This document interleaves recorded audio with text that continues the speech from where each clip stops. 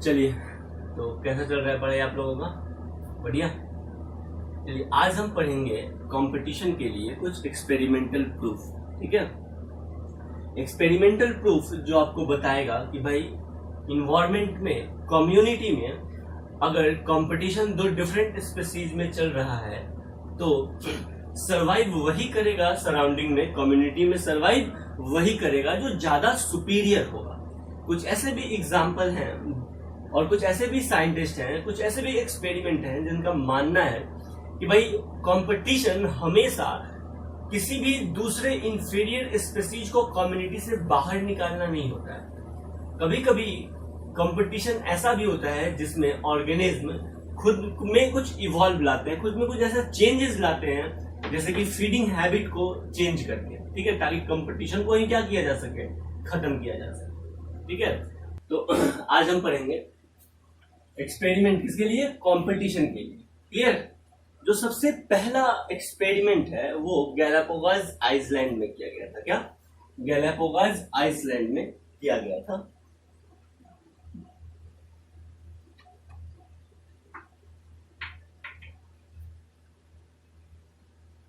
Galapagos Iceland में क्या किया गया? सबसे पहले वहां पे जो ऑर्गेनिज्म रहते थे, जो वहां के लोकल कम्युनिटी थे, वो क्या थे? वो थे एबिंगडोन टॉर्टोराइज। क्या थे? एबिंगडोन टॉर्टोराइज। ठीक है, एबिंगडोन टॉर्टोराइज रहते थे। कहां पे भाई? ग्रासलैंड इकोसिस्टम में। ये ग्रासलैंड इकोसिस्टम है कहां पे? Galapagos island. ठीक है, तो गैलापागोस आइसलैंड में एबिंगडोन टॉर्टोराइज रहते थे।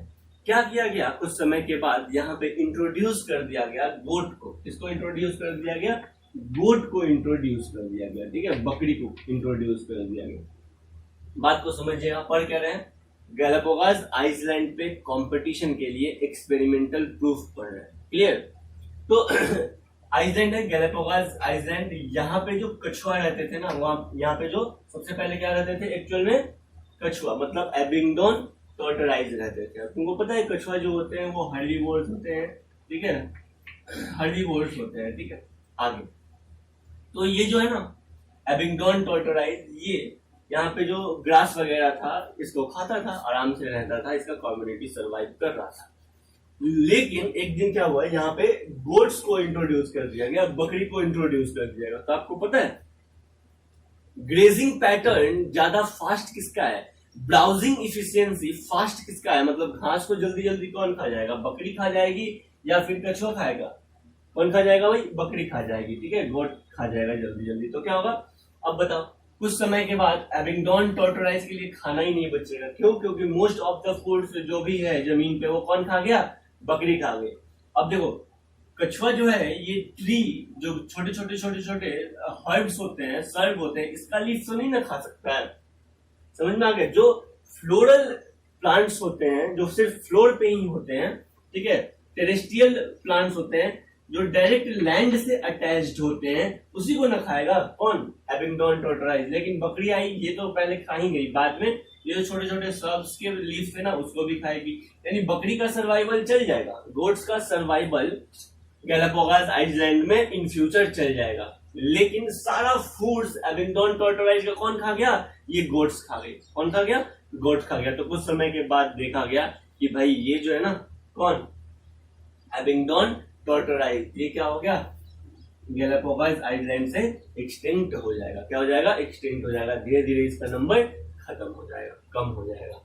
इसका मतलब यहाँ पे भी जिसका ब्राउजिंग इफिशियंसी, जिसका ग्रेजिंग इफिशियंसी ज्यादा होगा, जैसे कि गोट्स का, वो गैलापागोस आइसलैंड पे सरवाइव किया, और जिसका कम था ब्राउजिंग इफिशियंसी, ये क्या हो गया? सरवाइव नहीं किया। तो यहाँ पे भी एक कंपटीशन देखने को मिलता है गैलापागोस आइसलैंड में। आपको क्या याद रखना है? आपको याद रखना है कि गैलापागोस आइसलैंड में जो कंपटीशन था वो किसके किसके बीच में था? वो एबिंगडोन टॉर्टोराइज के बीच और गोट्स के बीच में था। क्या? एबिंगडोन टॉर्टोराइज और गोट के बीच कंपटीशन था। अब भाई हाईली इफिशिएंट कौन था? हाईली एफिशिएंट ग्रेजिंग कैपेसिटी किसका था? तो गोट्स का था, इसलिए ये सर्वाइव करेगा और एबिंगडोन टॉर्टोराइज सर्वाइव नहीं करेगा, यहां से ऐसे क्वेश्चन आएगा। क्लियर। नेक्स्ट हम आ जाते हैं, एक दूसरा एक्सपेरिमेंट है जिसको बोलते हैं कॉनेल्स एलिजेंट एक्सपेरिमेंट। एलिजेंट्स कहने का मतलब है आउटस्टैंडिंग यूनिक एक्सपेरिमेंट। ठीक है, किसने किया था? कॉनेल्स ने किया था, इसलिए इसका नाम पड़ गया है कॉनेल्स एलिजेंट एक्सपेरिमेंट। क्या? Connell's elegant experiment. ये कॉनेल्स एलिजेंट एक्सपेरिमेंट क्या है?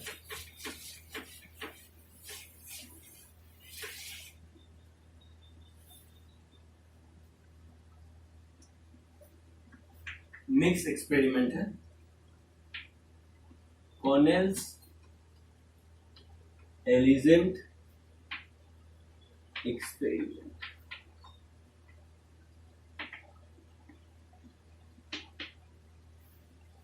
Connell's elegant experiment. Connell's experiment, Connell's elegant experiment. Elegant कहने का मतलब है यूनिक एक्सपेरिमेंट। क्या? Unique experiment, outstanding experiment, Connell's elegant experiment. देखिए इसमें क्या हुआ था, कॉनेल्स क्या किया था, ये फील्ड एक्सपेरिमेंट है। ये कहां पे देखने को मिला था? स्कॉटलैंड में देखने को मिला था। कहां पे? स्कॉटलैंड में, जो रॉकी स्कॉटलैंड में। कहां पे? स्कॉटलैंड। ये जगह भी आपको याद रखना है, ठीक है। स्कॉटलैंड में देखने को मिला था, और स्कॉटलैंड में रॉकी सी एरियाज होते हैं ना, जो सी कोर्स होते हैं जहां पे पानी और लैंड आके मिलता है। तो ये हो गया रॉक। क्लियर। और यहाँ पे हो गया समुद्र का पानी। क्लियर। अब ये जो पहले आप समझिए, ये experiment Connell's elegant experiment Scotland में था। ये किसको बताता है? कंपटीशन को बताता है। किसको बताता है भाई? कंपटीशन के लिए। तो डायरेक्ट क्वेश्चन ये भी पूछा जाता है कि कॉनेल्स एलिजेंट एक्सपेरिमेंट किसके लिए होता है, मतलब ये क्या दिखाता है? तो कंपटीशन को समझाता है। कहां पे हुआ था ये? स्कॉटलैंड में देखने को मिला था। कहां पे देखने को मिला था? स्कॉटलैंड में देखने को मिला था। क्लियर। देखिए कॉनेल्स एलिजेंट एक्सपेरिमेंट सेम स्पीसीज या डिफरेंट स्पीसीज में हुआ था। मतलब एक बड़े बार्निकल्स और कुछ छोटे बार्निकल्स में कंपटीशन हुआ था। पहले क्या था कि स्कॉटलैंड में जो ये रॉकी सी कोस्ट है ना, क्या है? रॉकी सी कोस्ट।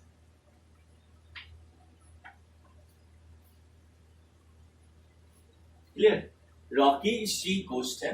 ये रॉकी सी कोस्ट के पास ना पहले बहुत सारे छोटे छोटे क्या रहते थे? बार्निकल्स रहते थे। क्या रहते थे? बार्निकल्स रहते थे। क्या? बार्निकल्स रहते थे, छोटे छोटे बार्निकल्स रहते थे। इसको डालो। चलिए, छोटे छोटे बार्निकल्स रहते थे। उस बार्निकल्स का स्पीसीज का नाम क्या है? तो कैथेलेमस। क्या नाम है? कैथेलेमस। कैटेलेमस, सॉरी, कैटेलेमस। कैटेलेमस बार्निकल्स। तो कैटेलेमस बार्निकल्स, छोटे छोटे कैटेलेमस बार्निकल्स रहते थे। कहां पे? स्कॉटलैंड के रॉकी सी कोस्ट में छोटे छोटे कैटेलेमस बार्निकल्स रहते थे। क्लियर। कैटेलेमस बार्निकल्स रहते थे। कुछ समय के बाद ये कैटेलेमस बार्निकल्स कुछ समय के बाद यहाँ पे सुपीरियर बार्निकल्स आ गए। कौन आ गए? सुपीरियर बार्निकल्स आ गए। उस सुपीरियर बार्निकल्स आ गए। ठीक है, सुपीरियर बार्निकल्स। और ये सुपीरियर बार्निकल्स का जो स्पीसीज था क्या था? बैलेनस था। क्या था? तो एक बैलेनस सुपीरियर बार्निकल्स आ गया। सर ये बार्निकल्स क्या है? तो बार्निकल क्रस्टेशियंस है। क्या है? क्रस्टेशियंस है, जो ऑर्थोपोडा में एक सब ग्रुप आप पढ़े होंगे, क्रस्टेशियंस। ठीक है, तो बार्निकल्स जो होते हैं वो क्रस्टेशियंस होते हैं। ऑर्थोपोडा का एक ग्रुप है। बस आपको इतना ही याद रखना है कि ऑर्थोपोडा का एक मेंबर है बार्निकल्स। ये कहां पे रहते हैं भाई? पानी में रहते हैं। ये एक्वेटिक होते हैं। क्लियर। तो ये भी बार्निकल्स, ये सुपीरियर बार्निकल्स को क्या कहते हैं? बैलेनस। और थोड़े इंफीरियर बार्निकल्स को क्या कहते हैं? कैटेलेमस बार्निकल्स। ठीक है, सुपीरियर कैटेलेमस और बैलेनस में सुपीरियर कौन है? तो बैलेनस जो है ना वो सुपीरियर बार्निकल्स है। बार्निकल्स क्या है सर? तो बार्निकल्स क्या है? एक क्रस्टेशियंस है। तो क्रस्टेशियन क्या है? ऑर्थोपोडा के कुछ मेंबर्स को क्या कहते हैं? क्रस्टेशियंस कहते हैं। ठीक है, आप पढ़े एनिमल किंगडम में पढ़ेंगे कि क्रस्टेशियंस क्या है? ऑर्थोपोडा के एक मेंबर है। आगे आते हैं तो क्रस्टेशियन क्या है? बार्निकल्स क्या है? क्रस्टेशियंस। तो सुपीरियर बार्निकल्स और इंफीरियर बार्निकल्स, पहले रॉकी सी कोस्ट में कौन रहता था, ये कैटेलेमस बार्निकल्स रहता था, लेकिन कुछ समय के बाद आ गए कौन, सुपीरियर बार्निकल्स। जैसे ही आए ना तो देखने को क्या मिलता है कि भाई ये जो पहले पानी में रहते थे बार्निकल्स, इनको यहाँ से जगह छोड़ के क्या करना पड़ा, भागना पड़ा, और यहाँ पे बड़े बड़े बार्निकल्स प्रेजेंट है। क्या है, बड़े बड़े बार्निकल्स प्रेजेंट है, छोटे वाले बार्निकल्स यहाँ के जगह को छोड़ के क्या हो गए, भाग गए। समझ में आ गया। जब यहाँ पे सुपीरियर बार्निकल्स बैलेनस को इंट्रोड्यूस किया गया तो जो छोटे छोटे बार्निकल्स थे कैटेलेमस बार्निकल्स, वो इस जगह को क्या किए, छोड़ के भाग गए, एस्केप कर गए, और कहाँ पे जाएंगे, तो थोड़े से ऊपर चले गए। समझ में आ गया, वाटर सरफेस से थोड़े ऊपर चले गए। तो यहाँ पे भी देखने को मिलता है कि भाई सुपीरियर बार्निकल्स बैलेनस इंफीरियर बार्निकल्स को क्या किया, वहां से हटा दिया, एलिमिनेट कर दिया। तो कॉर्नेल्स एलिजेंट एक्सपेरिमेंट भी बताता है कि भाई दो क्लोजली रिलेटेड स्पीसीज में किसी भी कम्युनिटी में सर्वाइव वही करेगा जो ज्यादा सुपीरियर होगा। इंफीरियर स्पीसीज को क्या किया जाएगा, कम्युनिटी से एलिमिनेट कर दिया जाएगा। क्या किया जाएगा, एलिमिनेट कर दिया जाएगा। आगे बढ़ते हैं। एक और कंपटीशन का एक्सपेरिमेंट है जिसको कहते हैं गॉस कॉम्पिटिटिव एक्सक्लूजन प्रिंसिपल। क्या है, गॉस कॉम्पिटिटिव एक्सक्लूजन प्रिंसिपल। तो हेडिंग देंगे गॉस कॉम्पिटिटिव एक्सक्लूजन प्रिंसिपल। अब कॉलिन्स एलिजेंट एक्सपेरिमेंट समझ में आया, बार्निकल्स वाला है, याद रखना है आपको। स्कॉटलैंड में देखने को मिला था, यहाँ पे स्कॉटलैंड में देखने को मिला था। एनसीईआरटी आप जरूर पढ़ेंगे, सारा चीज क्लियर हो जाएगा, ठीक है। अच्छा, 12th में है, ठीक है, और कल नीट का एग्जाम हुआ है। तो नीट का प्रीवियस नीट का जो क्वेश्चन है आप देखिए, 11th का जो क्वेश्चन है आपसे कितना बन रहा है, क्या बन रहा है, ठीक है।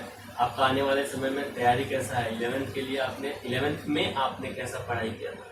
तो नीट का पेपर आप जरूर बनाइए, एक बार देखिए, है ना। सारा क्वेश्चन तो आपसे नहीं बनेगा, लेकिन बहुत सारा क्वेश्चन आपसे बनेगा। समझ में आ रहा है, जो 11th का पोर्शन होगा जो आप पढ़ चुके हैं वो सब बनेगा, ठीक है। आज और कल, मतलब आजकल आप क्या कर सकते हैं, जो नहीं बन रहा उसको रिवाइज कर सकते हैं, रिकैप कर सकते हैं। लेकिन जब आपका एग्जाम आने वाला रहेगा, बोर्ड और नीट एक साथ लगभग हो जाता है ना, मार्च में और मई में, तो थोड़ा सा बहुत ज्यादा हेक्टिक हो जाएगा शेड्यूल। तो अभी से इन चीजों को क्या करेंगे, रिवाइज करते चलेंगे। 11th वाला कोई पोर्शन है उसको रिवाइज करते चलेंगे कि आगे जाके लोड ना हो। समझ में आया। चलिए, तो एक्सपेरिमेंट नेक्स्ट क्या है, Gauss exclusion, Gauss competitive exclusion principal. Gauss competitive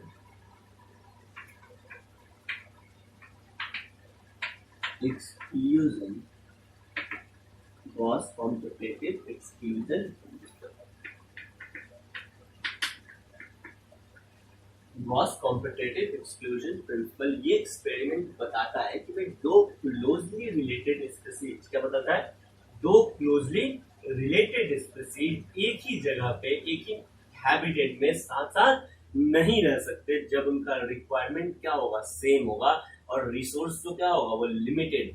क्या होगा, रिसोर्स लिमिटेड होगा। रिक्वायरमेंट अगर ऑर्गेनिज्म का सेम होगा तो दो डिफरेंट स्पीसीज एक ही जगह पे, एक ही हैबिटेट में बहुत लंबे समय तक कोएग्जिस्ट नहीं कर सकते। सही तो बोला, क्लियर है। तो गॉस कॉम्पिटिटिव एक्सक्लूजन प्रिंसिपल में आप लिखेंगे कि भाई टू क्लोजली रिलेटेड स्पीसीज, क्या लिखेंगे, two closely related species, two closely related species, two closely related species competing for same resources, competing for same resources, two closely related species competing for same resources cannot exist long period, cannot exist for long period, for long period, two closely related species competing for same resource cannot coexist cannot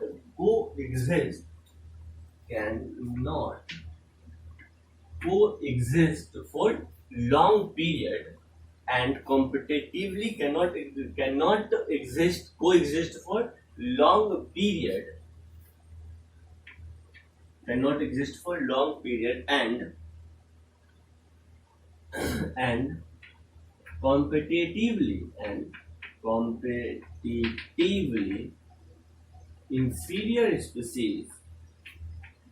and competitively inferior species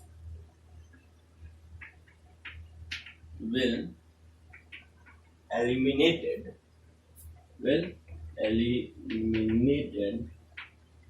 eventually.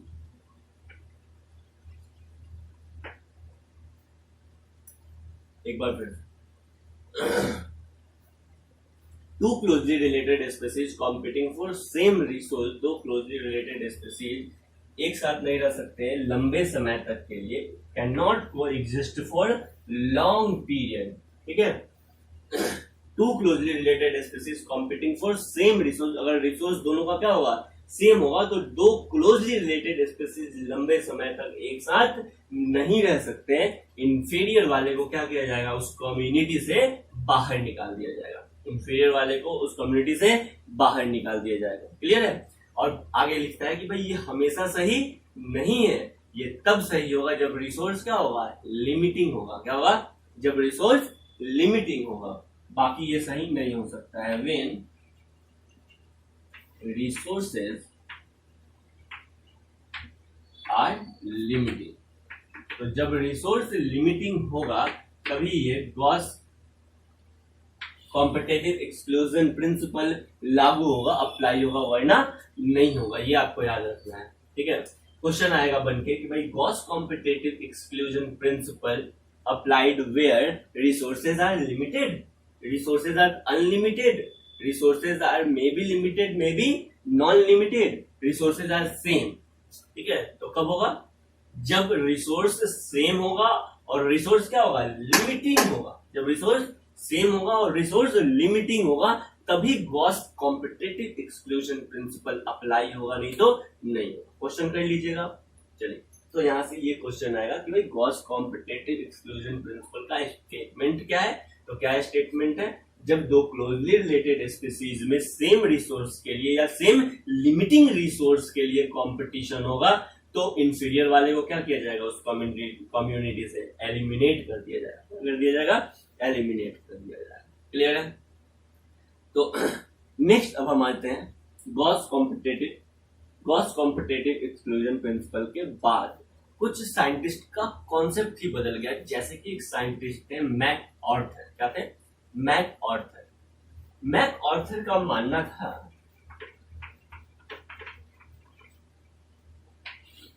कि भैया ऐसा नहीं होता है कि किसी community में दो स्पीसीज साथ साथ रह रहे हैं और जो इंफीरियर वाला होगा ना उसको क्या किया जाएगा, उस कम्युनिटी से एलिमिनेट कर दिया जाएगा। ऐसा तो नहीं होता है। कुछ साइंटिस्ट का ऐसा मानना था, बहुत सारे साइंटिस्ट का ऐसा मानना था, ऐसा सपोर्ट था कि भाई ये जो है ना, आप बोल रहे हैं कि अगर रिसोर्स लिमिटिंग होगा, रिसोर्स सेम होगा, तो दो स्पीसीज में से सुपीरियर वाला सर्वाइव करेगा, इंफीरियर वाला सर्वाइव नहीं करेगा। कुछ साइंटिस्ट का मानना था कि भाई ये हमेशा सही नहीं होता है और सारे ऑर्गेनिज्म के लिए ये सही नहीं है, ठीक है।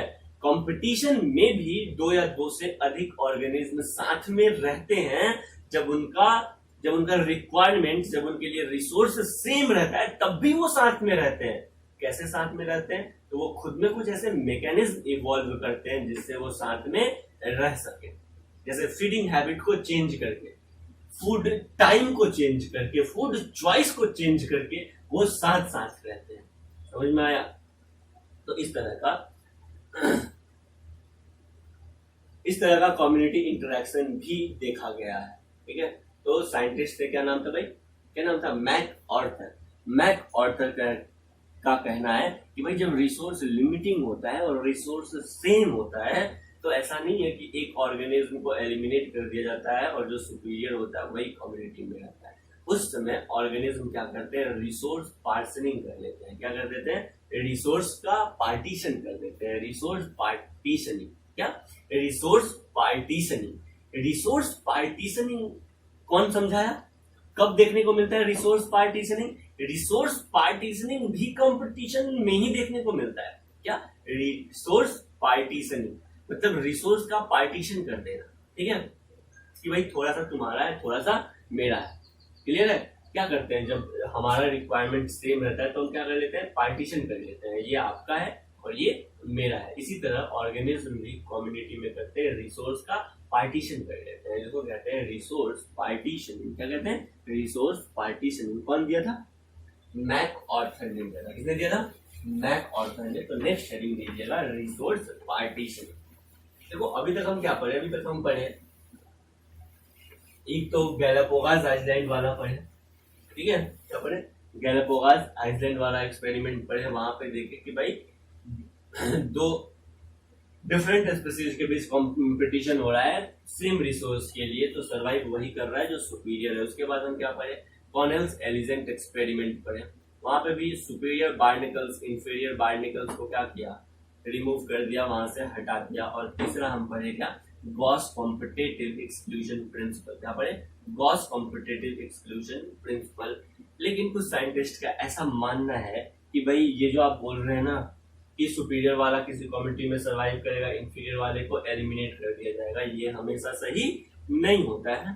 तो साइंटिस्ट का मानना है कि कंपटीशन में भी बहुत सारे ऑर्गेनिज्म साथ साथ रहते हैं, ठीक है, बहुत सारे ऑर्गेनिज्म साथ साथ रहते हैं। वो को एग्जिस्टेंस के लिए खुद में कुछ मैकेनिज्म इन्वॉल्व हो जाता है उनमें, क्या, को एग्जिस्टेंस के लिए खुद में उनमें कुछ मैकेनिज्म इन्वॉल्व हो जाता है जिससे वो एक साथ रह सके, ना कि वो कम्युनिटी से एलिमिनेट कर दिए जाए। इस चीज को समझाने के लिए आप समझ सकते हैं, इस चीज को समझाने के लिए जो साइंटिस्ट है मैक ऑर्थर, क्या नाम था भाई, MacArthur. MacArthur scientist ये आपको समझाएगा भाई रिसोर्स पार्टीशनिंग कीजिए, क्या, रिसोर्स पार्टीशनिंग कर दीजिए, resource partitioning, resource partitioning. Clear? Resource partitioning में क्या होता है,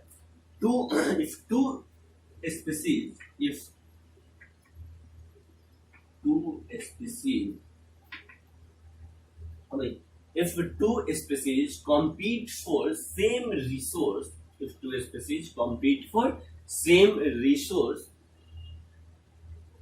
if two species compete for same resource, they could avoid same resource, they could avoid competition,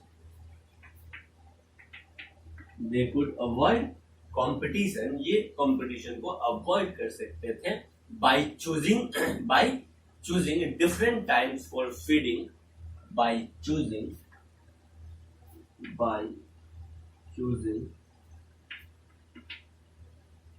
different time for, by choosing different time for feeding। अलग अलग समय पे ये खाना खा सकते हैं, मतलब अलग अलग समय पे ये फीड कर सकते हैं, डिफरेंट टाइम फॉर फीडिंग और डिफरेंट फॉरेजिंग पैटर्न और एंड डिफरेंट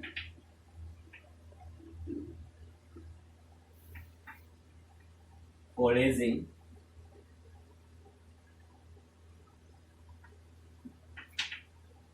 पैटर्न। बात को समझना भाई, दो क्लोजली रिलेटेड स्पीसीज अगर रिसोर्स उनका सेम हो तो वो साथ साथ रह सकते हैं और वो कंपटीशन को क्या कर सकते हैं, बोलो ना, कंपटीशन को क्या कर सकते हैं, अवॉइड कर सकते हैं। कैसे, तो different foraging different feeding time में वो टाइम का पार्टीशन कर सकते हैं। क्या, टाइम का पार्टीशन कर सकते हैं भाई, सुबह में और शाम में तुम खाना, दोपहर में और रात में हम खाना खाएंगे। समझ में आया? एक दूसरे को डिस्टर्ब नहीं करेंगे, एक दूसरे से कंपटीशन हम नहीं करेंगे। हम क्या कर लिए, टाइम अलग अलग टाइम ऑफ फीडिंग बना लिए, टाइम फॉर फीडिंग बना लिए। नेक्स्ट हो सकता है डिफरेंट फॉरेजिंग पैटर्न्स कर लिए। ठीक है, मान लेते हैं एक प्लांट्स है, ठीक है, वार्बल्स का एग्जाम्पल भी है। मतलब वार्बल्स क्या होते हैं,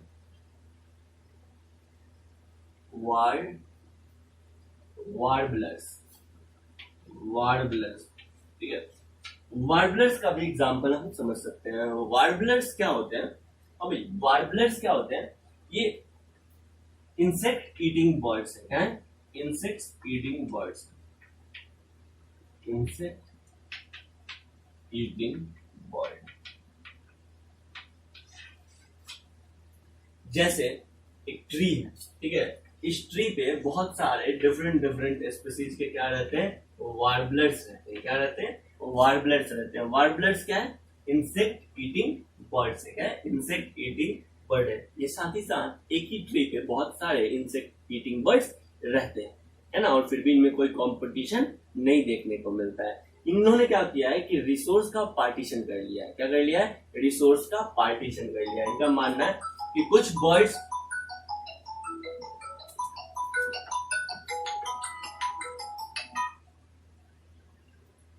इन्होंने क्या कर लिया है, रिसोर्स का पार्टीशन कर लिया है। क्या, रिसोर्स, वार्बलर्स जो है ना, वो इन्होंने क्या किया है, रिसोर्स का पार्टीशन कर लिया है। कुछ बर्ड्स जो है ना वो इंसेक्ट को खाते हैं, लेकिन कुछ का कहना है कि भैया तुम क्या स्टेम वाले रीजन से इंसेक्ट को खाओ, तुम फ्रूट वाले रीजन से इंसेक्ट को खाओ, हम रूट वाले रीजन से इंसेक्ट को खाएंगे। समझ में आ गया। कोई लोअर स्टेम वाले रीजन से कोई लोअर स्टेम वाले रीजन से इंसेक्ट को खा।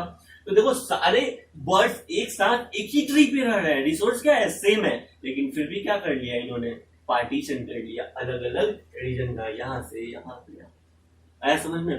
तो 5 closely related species of warblers species living on the same tree, same tree पे रहते हैं और वो एक साथ कोई एग्जिस्टेंस करते हैं। उन्होंने आपस में बिहेवियरल डिफरेंसेस लाया है, बिहेवियरल डिफरेंसेस लाया है, और डिफरेंट डिफरेंट इनका क्या है, फॉरेजिंग पैटर्न है, और डिफरेंट डिफरेंट फॉरेजिंग पैटर्न के कारण कंपटीशन हो गया इनमें 0। समझ में आ गया। बिहेवियर चेंज है, एक ही ट्री है, सबको साथ में रहना है, तुम यहाँ के रीजन पे रहो, कुछ यहाँ पे, कुछ यहाँ पे, कुछ यहाँ पे, अलग अलग रीजन पे है, अलग अलग फीड हैबिट को चेंज किया, अपने बिहेवियर में चेंज लाया और एक साथ रह रहा है। कहाँ सुपीरियर इंफीरियर को निकाल रहा है, समझ में आ गया। तो नेचर में ऐसा भी होता है। तो साइंटिस्ट का मानना था रिसोर्स पार्टीशनिंग किसने दिया, मैक आर्थर ने दिया। ये नाम बहुत इंपॉर्टेंट है, समझ में आ गया, क्योंकि इसका काम बहुत अलग है। क्लियर। अदर आप एक्सपेरिमेंट समझ सकते हैं कंपटीशन के लिए। कॉम्पिटेटिव रिलीज, क्या, कॉम्पिटेटिव रिलीज, कॉम्पिटेटिव रिलीज क्या होता है,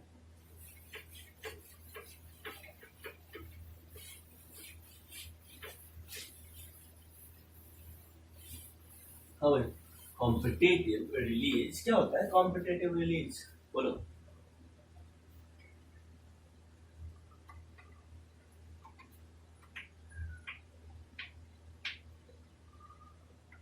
कॉम्पिटेटिव रिलीज बस सुन लीजिए, समझ लीजिए, आपको समझ में आ जाएगा। भाई कॉम्पिटेटिव रिलीज क्या होता है, कॉम्पिटेटिव रिलीज क्या होता है। कुछ स्पीसीज ऐसे हैं जिनका डिस्ट्रीब्यूशन नैरो एरिया में है, समझ में आ गया, कुछ खास रिस्ट्रिक्टेड एरिया में है। क्यों, क्योंकि उनका प्रीडेटर सब जगह है। तो कुछ स्पीसीज सिर्फ और सिर्फ नैरो एरिया में ही रह सकते हैं, समझ में आ गया। अगर उस स्पीसीज को आपको वास्ट जियोग्राफिकल एरिया में लाना है, मतलब बहुत सारे डिफरेंट डिफरेंट डिस्ट्रीब्यूशनल रेंज में लाना है, डिफरेंट डिफरेंट जियोग्राफिकल एरिया में आप चाहते हैं कि भाई उस स्पीसीज का क्या हो, पहुंच हो, जो एक रिस्ट्रिक्टेड एरिया में ही रह रहा है, तो आपको वहां से उसके प्रीडेटर को और सुपीरियर ऑर्गेनिज्म को क्या होगा, एक्सपेरिमेंटली हटाना होगा। तो यही हुआ कि भाई कुछ स्पीसीज जो है ना वो किसी रिस्ट्रिक्टेड एरिया में रहते थे। क्यों, क्योंकि डिफरेंट एरिया में क्या रहते थे, इसके प्रीडेटर रहते थे, डिफरेंट एरिया में इसके प्रीडेटर रहते थे या सुपीरियर ऑर्गेनिज्म रहते थे। तो जब हम इसके प्रीडेटर को हटा दिए डिफरेंट एरिया से, तो ये जो ऑर्गेनिज्म है जो किसी रिस्ट्रिक्टेड एरिया में है,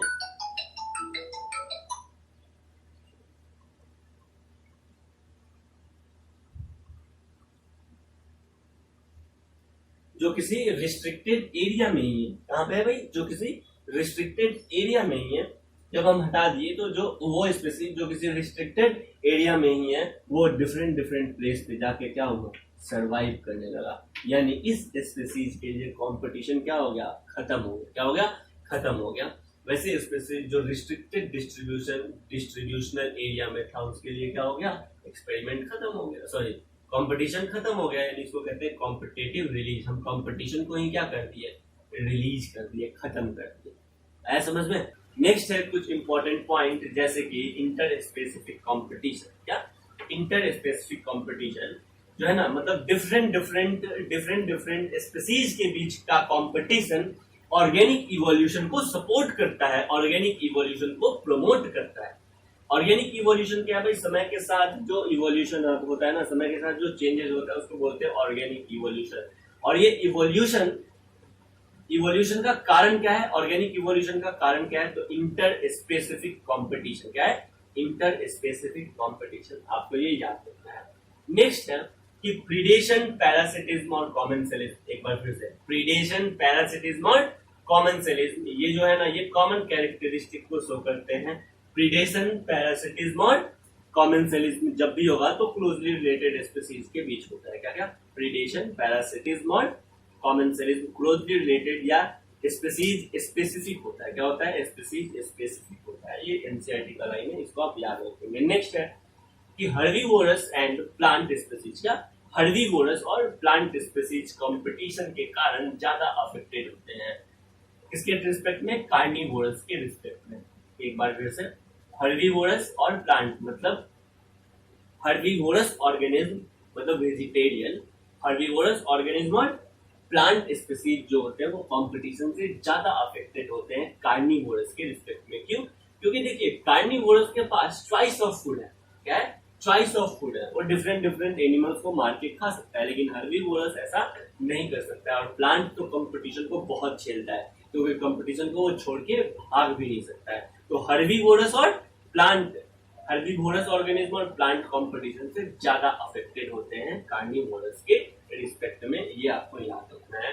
यहाँ तक अपना कंपटीशन वाला पोर्शन खत्म हो गया। इंटर स्पेसिफिक रिलेशनशिप वाला पोर्शन खत्म हो गया। अभी तक हम कम्युनिटी पढ़ रहे थे कि भाई कम्युनिटी में कैसे कैसे रिलेशन होते हैं, कैसे एक स्पीसीज दूसरे और स्पीसीज पे डिपेंडेंट होता है। तो कुछ पॉजिटिव इंटरेक्शन भी देखे और कुछ निगेटिव इंटरेक्शन भी देखे। कंपटीशन को समझने के लिए बहुत सारे एक्सपेरिमेंट को भी समझे।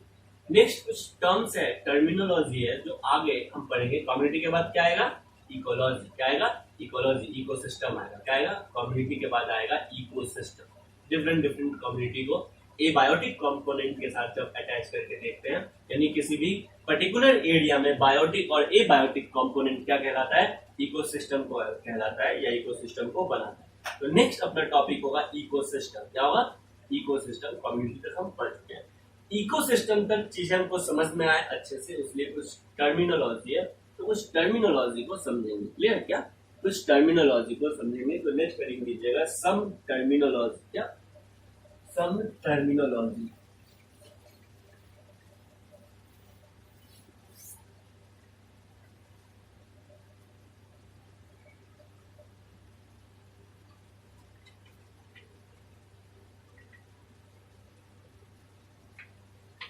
पहला है इकोटोन। क्या है? इकोटोन क्या है? Ecotone transition zone in between two community. Transition zone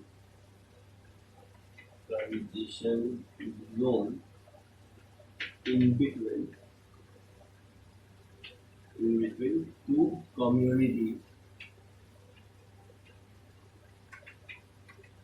Transition zone in between two community called ecotone, or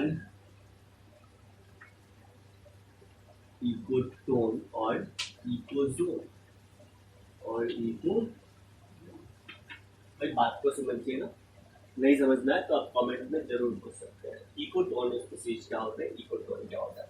देखिए जैसे ये टेरेस्ट्रियल ऑर्गेनिज्म यहाँ पे रहते हैं, ठीक है, ये जमीन है और ये वाटर वाला एरिया है, वाटर वाला एरिया, यानी एक्वेटिक कम्युनिटी और बोलो ना टेरेस्ट्रियल कम्युनिटी। एक्वेटिक कम्युनिटी और टेरेस्ट्रियल कम्युनिटी जहां पे मिलता है, एक्वेटिक कम्युनिटी और टेरेस्ट्रियल कम्युनिटी जहां पे मिलता है, तो बीच में क्या बनेगा, ट्रांजिशन जोन बनेगा। जैसे दिन होता है, रात होता है, तो बीच में शाम भी तो आता है, समझ में आ गया। तो शाम क्या है, ट्रांजिशन जोन है, क्लियर है।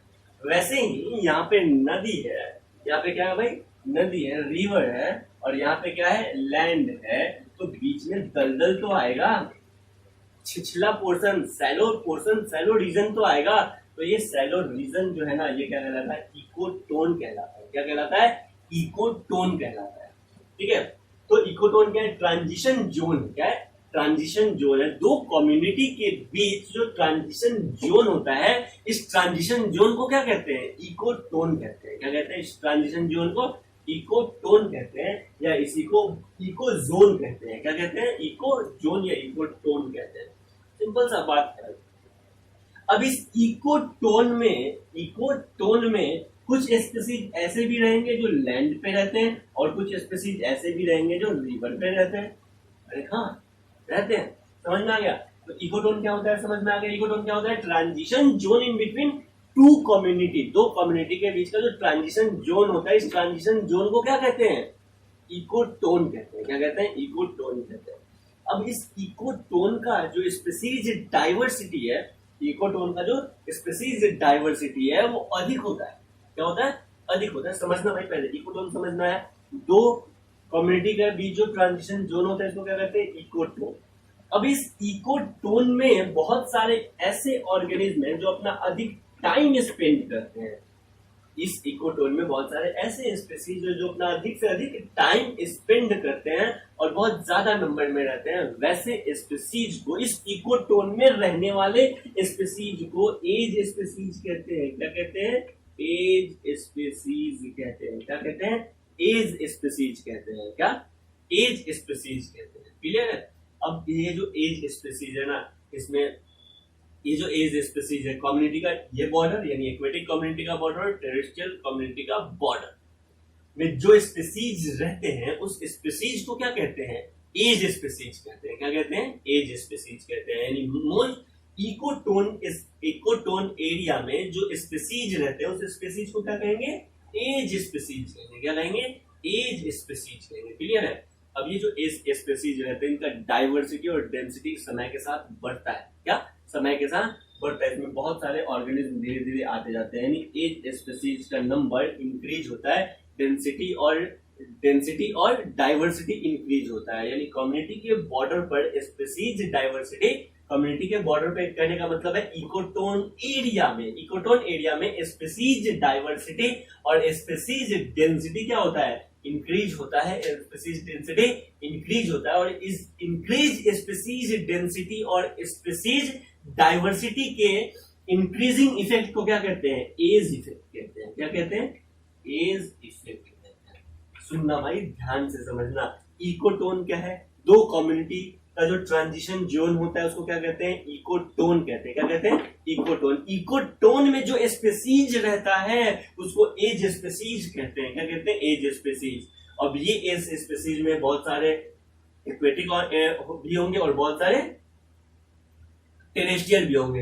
यानी एज स्पीसीज का नंबर समय के साथ बढ़ेगा। यानी एज स्पीसीज का डाइवर्सिटी और एज स्पीसीज का डेंसिटी समय के साथ क्या होता है, बढ़ता जाता है। तो एज स्पीसीज का डेंसिटी और डाइवर्सिटी बढ़ता है ना, इस इफेक्ट को क्या कहते हैं, एज इफेक्ट कहते हैं। क्या कहते हैं, एज इफेक्ट कहते हैं। क्या, एज इफेक्ट कहते हैं। क्लियर है। नेक्स्ट टर्म है बायोटिक पोटेंशियल। क्या है, biotic potential.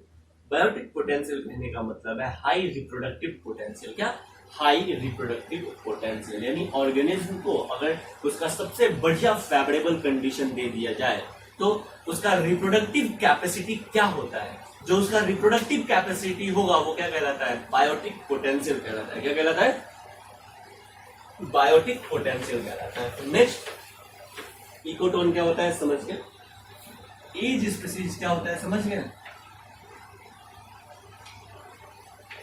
Next, as effect क्या होता है,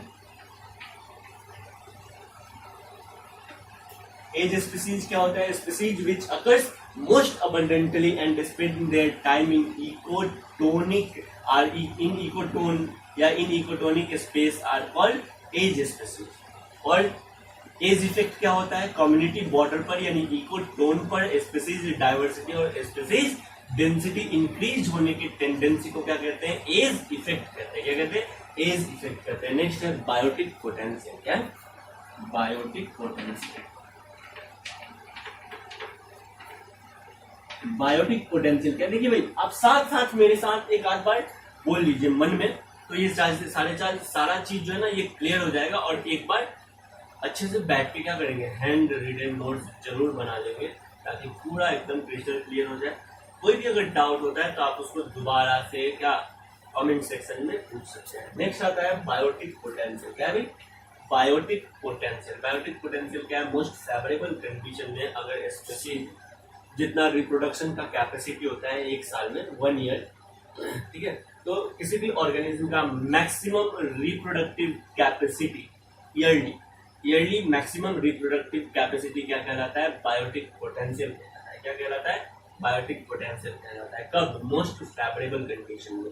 तो बायोटिक पोटेंशियल क्या है? मोस्ट फेवरेबल कंडीशन में मैक्सिमम रिप्रोडक्शन कैपेसिटी क्या कहलाता है? बायोटिक पोटेंशियल कहलाता है। क्या कहलाता है? बायोटिक पोटेंशियल कहलाता है। बस आगे है वाइटलिटी। क्या है भाई? वाइटलिटी।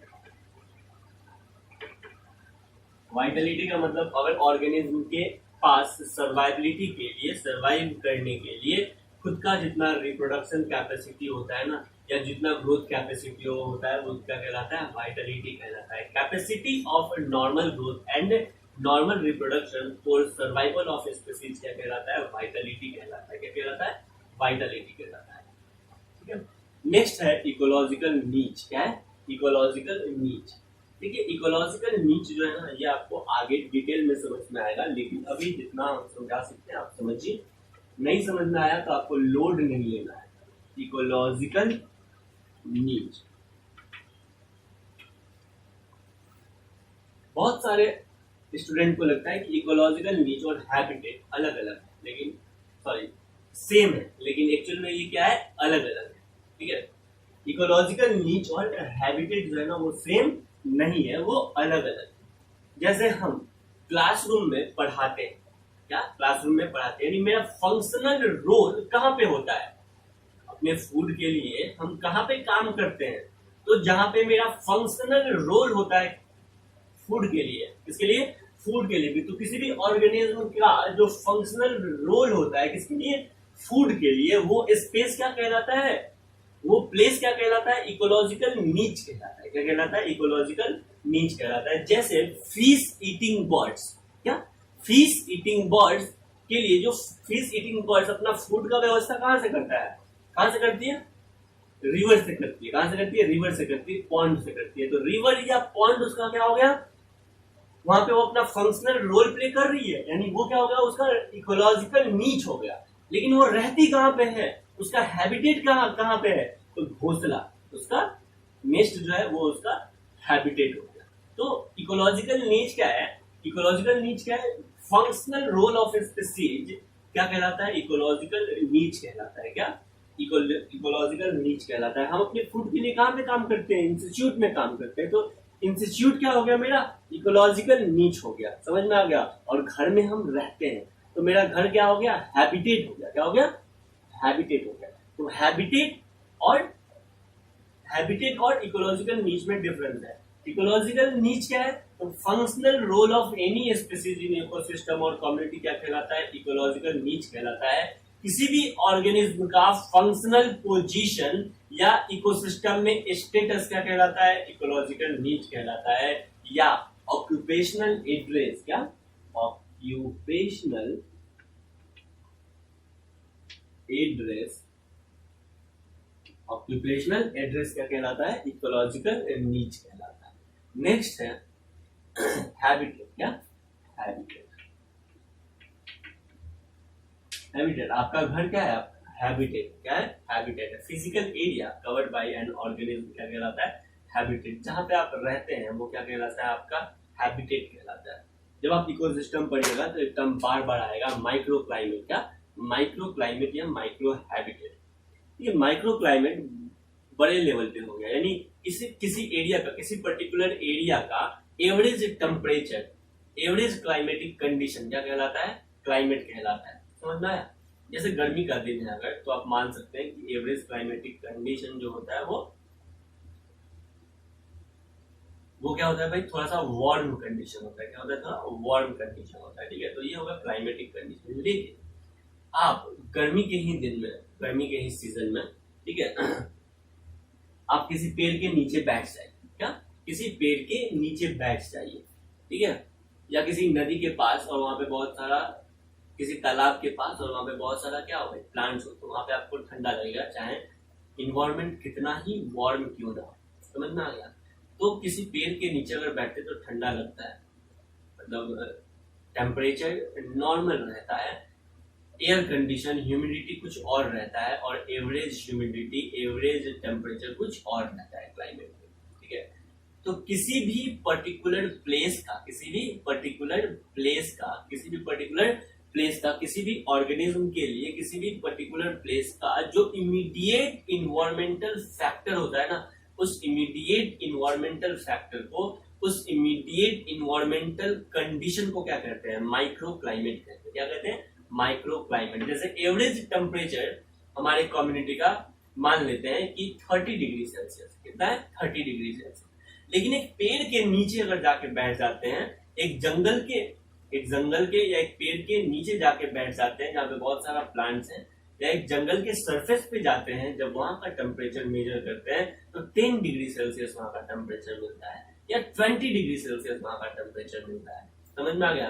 तो एवरेज टेम्परेचर से माइक्रो क्लाइमेट एकदम क्या होता है? अलग होता है। क्या होता है? अलग होता है। किसी भी ऑर्गेनिज्म के लिए, किसी भी ऑर्गेनिज्म के लिए उसका इमीडिएट इन्वायरमेंट क्या कहलाता है? किसी भी ऑर्गेनिज्म के लिए उसका इमीडिएट इन्वायरमेंट, इमीडिएट क्लाइमेट क्या कहलाता है? माइक्रो क्लाइमेट कहलाता है। क्या कहलाता है? माइक्रो क्लाइमेट कहलाता है। जैसे आपको और हमको पता है कि भाई समर सीजन चल रहा है। क्या? समर सीजन चल रहा है, लेकिन वो केचुआ जो मॉइस्ट एरिया में रहता है, वो फ्रॉग जो मॉइस्ट एरिया में रहता है, वो तो सरवाइव कर रहा है समर सीजन में। क्यों? क्योंकि उसका माइक्रो क्लाइमेट क्या है? माइक्रो क्लाइमेट क्या है भाई? ह्यूमिड है और कूल है। क्या है? ह्यूमिड है और कूल है, इसलिए वो सरवाइव कर रहा है। यानी माइक्रो क्लाइमेट क्या है? किसी भी ऑर्गेनिज्म का जो इमीडिएट क्लाइमेट होता है, जो रियल क्लाइमेट होता है, उसको हम कहते हैं माइक्रो क्लाइमेट। क्या कहते हैं? Micro climate. समझ में आ गया? जैसे फॉरेस्ट फ्लोर, जंगल का टेम्परेचर कुछ और है, लेकिन जंगल के फ्लोर का टेम्परेचर कुछ और है। तो फॉरेस्ट फ्लोर क्या हो गया? माइक्रो क्लाइमेट हो गया। क्लियर है? लीफ का टेम्परेचर, जो इंसेक्ट उस लीफ पे रह रहा है, उसके लिए टेम्परेचर सुटेबल है, तभी तो वो सरवाइव कर रहा है। यानी फॉरेस्ट टेम्परेचर क्या हो गया? क्लाइमेट का टेम्परेचर। लेकिन लीफ का टेम्परेचर क्या हो गया? माइक्रो क्लाइमेट हो गया। ठीक है? फॉरेस्ट का फ्लोर क्या हो गया? माइक्रो क्लाइमेट हो गया। सरफेस ऑफ डिजर्ट क्लाइमेट हो गया, लेकिन उस डिजर्ट के अंदर एक बॉरो बना देते हैं, उसका टेम्परेचर कुछ और हो गया, तो वो क्या हो गया? माइक्रो क्लाइमेट हो गया। ठीक है? यानी बोरो इन डिजर्ट क्या हो गया? माइक्रो क्लाइमेट हो गया। तो माइक्रो क्लाइमेट क्या है? Sub division of habitat is called micro habitat.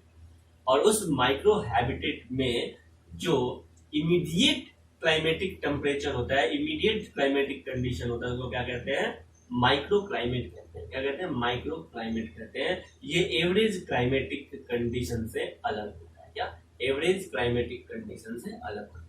तो माइक्रो क्लाइमेट समझ में आ गया। आप माइक्रो क्लाइमेट को माइक्रो हैबिटेट भी कहते हैं। जैसे जंगल एक हैबिटेट है, लेकिन फ्लोर ऑफ फॉरेस्ट क्या है? एक माइक्रो हैबिटेट। क्या है? Micro habitat. क्लियर है? तो माइक्रो हैबिटेट या माइक्रो क्लाइमेट क्या होता है? किसी भी ऑर्गेनिज्म का जो इमीडिएट क्लाइमेटिक कंडीशन होता है, वो क्या होता है? माइक्रो क्लाइमेट या माइक्रो हैबिटेट। जैसे अपना रूम, ये हमारा रूम जो है ना, ये हमारे लिए माइक्रो हैबिटेट या माइक्रो क्लाइमेट। इसका टेम्परेचर रेगुलेट है, मेंटेन है। समझ में आ गया? 17 डिग्री सेल्सियस, ठीक है, या 18 डिग्री सेल्सियस। लेकिन जैसे ही हम क्लाइमेट में जाते हैं, बाहर जाते हैं, तो हमारा टेम्परेचर, एवरेज टेम्परेचर मतलब वो डिफरेंट टेम्परेचर आ जाता है। तो एवरेज टेम्परेचर से डिफरेंट टेम्परेचर या किसी भी ऑर्गेनिज्म का जो इमीडिएट टेम्परेचर होता है, इमीडिएट सराउंडिंग होता है, उसको क्या कहते हैं? माइक्रो क्लाइमेट या माइक्रो हैबिटेट। आज के लिए इतना ही। अगले क्लास में हम शुरू करेंगे क्या, इकोसिस्टम। क्या शुरू करेंगे अगले क्लास से, इकोसिस्टम। तो कम्युनिटी तक पढ़ चुके, कम्युनिटी में डिफरेंट डिफरेंट इंटरेक्शन भी पढ़ चुके। आप क्या, जो क्वेश्चन 2020 में आया हुआ है, अभी नीट का जो एग्जाम हुआ है उस नीट के क्वेश्चन को सॉल्व कीजिए, 11th का क्वेश्चन बनाइए, समझ में आ गया। 12th में जहां तक पढ़ चुके हैं वो सब बनाइए, आपको मजा आएगा, एक कॉन्फिडेंस बिल्डअप होगा, समझ में आता है। जो भी क्वेश्चन में डाउट आता है वो आप पूछ सकते हैं।